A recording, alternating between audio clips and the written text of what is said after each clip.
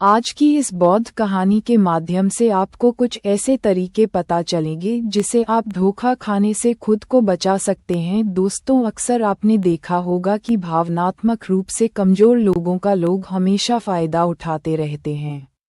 कभी ना कभी हम सब ने देखा होगा कि अपने आसपास जो भी इंसान नर्म दिल का होता है, यानी कि भावनात्मक रूप से दयावान होता है, वह बेचारा अपनी करुणा बस दूसरों की सहायता तो कर देता है, लेकिन बदले में उसे हमेशा धोखा ही मिलता है। दोस्तों, अब सवाल यह उठता है कि क्या एक इंसान को भावनात्मक नहीं होना चाहिए? क्या उसे दूसरों पर भरोसा नहीं करना चाहिए? दूसरों की सहायता नहीं करनी चाहिए? क्या दयावान और संवेदनशील होना कोई गुनाह है या फिर कोई गलती है? दोस्तों, यही इस कहानी के माध्यम से जानेंगे। दोस्तों, बहुत समय पहले की बात है। एक बार एक युवा लड़का जंगल के पेड़ों पर मुक्के मार रहा था। वह बड़े जोर जोर से मुक्के मार रहा था। वह अपने माँ का गुस्सा निकालने की कोशिश कर रहा था। शायद उसको किसी ने धोखा दिया था या फिर उसके साथ बहुत बुरा हुआ था, जिससे वह बहुत ज्यादा परेशान था। उसे कहीं भी शांति नहीं मिल रही थी। वह लगातार उसे पेड़ पर मुक्का मार रहा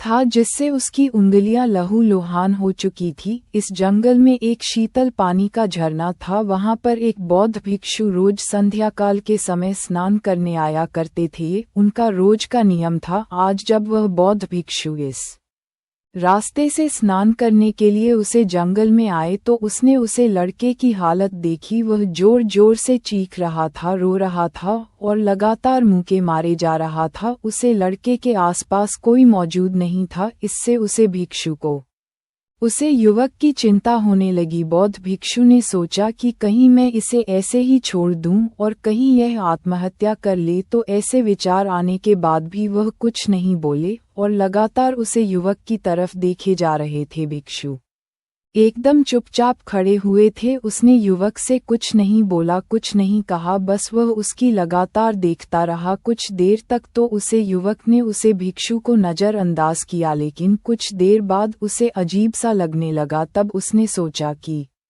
ना तो यह मुझे रोक रहे हैं और ना ही कुछ कह रहे हैं, ये तो बस मुझे देखे जा रहे हैं। इसका क्या मतलब है? बड़ा अजीब आदमी है। ऐसे ही विचार उसे लड़के के मन में उठने लगे थे। जब कुछ देर बाद भी वह भिक्षु कुछ नहीं बोले तो लड़के ने अचानक से उससे पूछा, मान्यवर, आप अपने रास्ते क्यों नहीं चले जाते? आपको क्या मतलब खड़े हुए मुझे देख क्यों रहे हैं? फिर भिक्षु ने बड़े शांत स्वर में कहा, बेटा, मैं तुम्हें रोक नहीं रहा हूँ, तुमसे कुछ कह नहीं रहा हूँ, तो मुझे तुम्हें क्या परेशानी है? मेरे ही तरह ये पेड़ पौधे, ये पक्षी, यह सब तुम्हें तो देख ही रहे हैं। जब इसे तुम्हें कोई परेशानी नहीं है तो मुझे क्यों परेशानी है? ये सुनकर और लड़का जोर से चीखकर बोला, मुझे सबसे परेशानी है, मैं सबसे नफरत करता हूँ। यहाँ पर सब धोखेबाज गद्दार होते हैं, कोई किसी का नहीं होता इस दुनिया में। और इस तरह बोलते बोलते वह फूट फूट कर रोने लगा और रोए जा रहा था और बौद्ध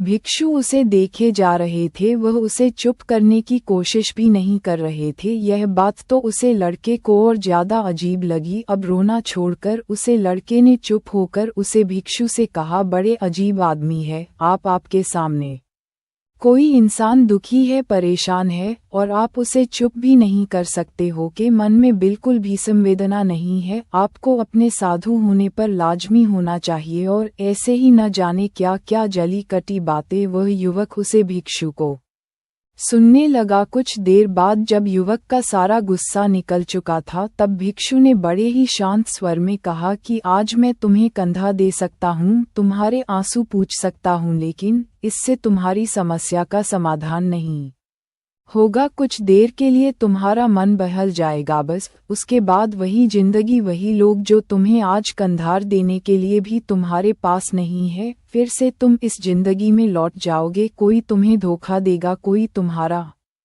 फायदा उठाएगी और तुम अपने मन को ऐसे ही तकलीफ पहुंचाने रहोगे। तो आंसू पहुंचने की बजाय तुम्हें मुझसे कुछ ज्ञान की बातें लेनी चाहिए, जिससे तुम्हें जीवन में कोई भी धोखा ना दे सके, तुम्हारी अच्छाई का कोई भी फायदा ना उठा सके। बेटा याद रखना, आंसू पहुँचने वाले तो तुम्हें बहुत मिल जाएंगे, लेकिन ज्ञान और सही समझ देने वाला कभी कभी कोई इंसान मिलता है। भिक्षु ने उसे बताया कि मैं पास ही के झरने में स्नान करने के लिए जा रहा हूँ, वहाँ बाद ही शीतल पानी है, अगर तुम चाहो तो तुम भी मेरे साथ चल सकते हो। यहाँ पर अकेले परेशान होने से अच्छा है कि तुम झरने की शीतल पानी में स्नान करो, जिससे तुम्हारा दिमाग, मन, मस्तिष्क और तुम्हारा शरीर सब कुछ पवित्र हो जाएगा। ये सुनकर वह लड़का उसे भिक्षु के पीछे पीछे चल लिया। जंगल के बीचों बीच रास्ता झरने की तरफ जाता था। जंगल में सन्नाटा छाया हुआ था। उनके पैरों तले सूखे पत्तों की चरमराने की आवाज पूरे जंगल में गूंज रही थी। आज पूर्णिमा की रात थी और आसमान में चांद अपनी उजली रोशनी उसे जंगल में फेंक रहा था। उसे रोशनी में दोनों उसे झरने की तरफ बढ़ते चले जा रहे थे। रास्ते में चलते चलते उसे युवक ने उसे भिक्षु से कहा, मान्यवर, आपकी जिंदगी मस्त है, आपको किसी चीज की कोई परेशानी नहीं है। क्या आपको पता है कि दुनिया में कैसे कैसे लोग बसते हैं, कितने धोखेबाज, कितने मुख्तार, और सबसे बड़ी बात, अपने लोग ही धोखा देते हैं जिसे हम प्रेम करते हैं, जिनको हम अपना मानते हैं। जब उन्हें से धोखा मिलता है तो कैसा महसूस होता है। कभी कभी तो ऐसे लगता है कि भोले और दयालु लोगों के लिए ये दुनिया नहीं बनी है, ये सिर्फ धोखेबाजों के लिए है, मैक्रों के लिए है। वही यहाँ पर फलते फूलते हैं, वही आनंद से जीते हैं, और हमारे जैसे लोग जो दूसरों की सहायता करते हैं, दूसरों को अपना मानते हैं, वह हमेशा जीवन भर दुख में रहते हैं। यही जीवन की सत्यता है और यही संसार है जिसमें हमें रोज घट घट कर मारना पड़ता है। आपने सही किया, ऐसी जिंदगी को त्याग दिया, पीछे छोड़ दिया। बस अपने में मत, किसी से कोई परेशानी नहीं है, किसी की कोई चिंता नहीं है। मैं भी सोचता हूँ कि मैं भी संन्यास ले लूं, छोड़ दो इस दुनिया को। ये सुनकर उसे भिक्षु ने कहा, बेटा तुम्हें क्या लगता है सन्यासी जीवन बहुत आसान होता है? भिक्षु ने बड़े शांत स्वर में कहा कि तुम्हें तो 2 वक्त की रोटी तो शांति से मिल जाती है, हमें तो कभी कभी वह भी नसीब नहीं होती। अगर मिल जाए तो हम खा लेते हैं, वरना हमें तो भूखा ही सोना पड़ता है। यही सन्यासी जीवन है, हमें हमेशा नीचे सोना पड़ता है, सिर्फ एक लंगोट में रहना पड़ता है, चाहे कैसा भी मौसम क्यों ना हो। बेटा ये सब तुम्हें आसान लगता है तो तुम भी सन्यासी बन जाओ। फिर युवक ने कहा कि आप कहते तो ठीक ही है, संघर्ष तो दोनों तरफ है, सांसारिक जीवन में भी और सन्यासी जीवन में भी। वैसे सांसारिक जीवन भी अच्छा है, वैसे सांसारिक जीवन भी अच्छा है, लेकिन तब तक जब तक घर परिवार में सुख शांति बनी रहे, धोखा ना मिले, हमारे लोग हमारा फायदा ना उठा, हमसे झूठ ना बोले, हमें धोखा ना दे, तो जीवन जीने का आनंद होता है, वरना तो जीवन नर्क हो जाता है। फिर भिक्षु ने कहा, देखो संन्यास अपने मन से लिया जाता है। जब हमारा मन कहता है कि हमें संन्यास के मार्ग पर सफलता हासिल करनी है, आगे बढ़ाना है, तो ही सन्यासी जीवन सफल हो पता है। लेकिन तुम अपने घर से परेशान होकर, दूसरे लोगों से परेशान होकर सन्यासी बनना चाहते हो, तो तुम्हारा सन्यासी जीवन भी कभी सफल नहीं होगा। इससे अच्छा तो तुम सांसारिक जीवन में अगर कुछ तरीके, कुछ नियम अपनाओ, तो दूसरे लोग तुम्हें धोखा नहीं दे पाएंगे। सबसे पहले तो ये समझो कि धोखा उन्हें ही मिलता है जो भावनात्मक रूप से कमजोर होते हैं, जिनके दिल जल्दी पिघल जाता है, जो दूसरों को दुख में नहीं देख पाते। ऐसे लोगों के साथ धोखे होने की संभावना ज्यादा होती है, क्योंकि कोई भी आदमी अपनी परेशानी बताकर, अपने को दुख में बात कर तुम्हारा फायदा उठा सकता है। क्या पता वह झूठ बोल रहा हो या वह दुखी होने का नाटक कर रहा हो, लेकिन आपको तो सच ही लगेगा, और उसके बाद कुछ समय बाद आपको पता चलता है कि आपके साथ धोखा हो गया। उसके बाद आपका मन अंदर से टूट जाता है। इसीलिए सबसे पहले इस बात का ध्यान रखना कि किसी भी व्यक्ति को यह एहसास मत होने दो कि तुम भावनात्मक रूप से कमजोर हो, अंदर से तुम्हारा दिल नर्म है। अगर उन्हें ये कमजोरी पता चल गई तो वह कोई ना कोई जल रच कर आपका फायदा उठाने की जरूर कोशिश करेंगे, चाहे आप अंदर से संवेदनशील हो दूसरों की मदद करने वाले हो, लेकिन किसी को एहसास मत होने दो। ऊपर से कठोर बने रहो। जब लोगों को लगेगा यह आदमी कठोर है, तब वह लोग जो झूठ है, मक्कार है, वह आपके पास आएंगे ही नहीं। वह उन्हें चंगे जो उनके आसानी से शिकार होंगे। और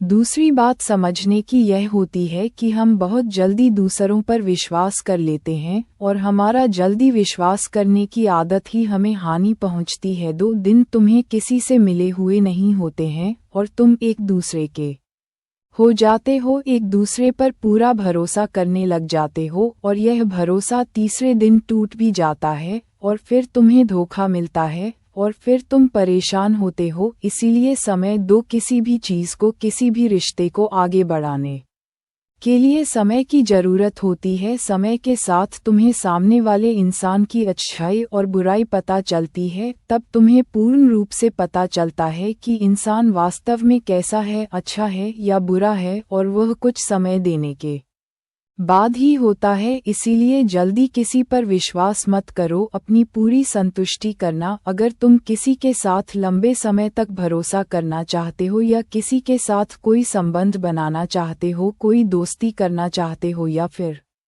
किसी की मदद करना चाहते हो, तो इन सभी परिस्थितियों में तुम्हें ये जरूर पता होना चाहिए कि दूसरे लोग उसे इंसान के बारे में क्या सोच रखते हैं। इसके बाद तुम जीवन में कभी भी धोखा नहीं खाओगे, और तुम्हें कभी भी धोखे की वजह से पछताना नहीं पड़ेगा। इसी तरह की बातें करते हुए भिक्षु और वह लड़का दोनों जंगल से बाहर आ गए,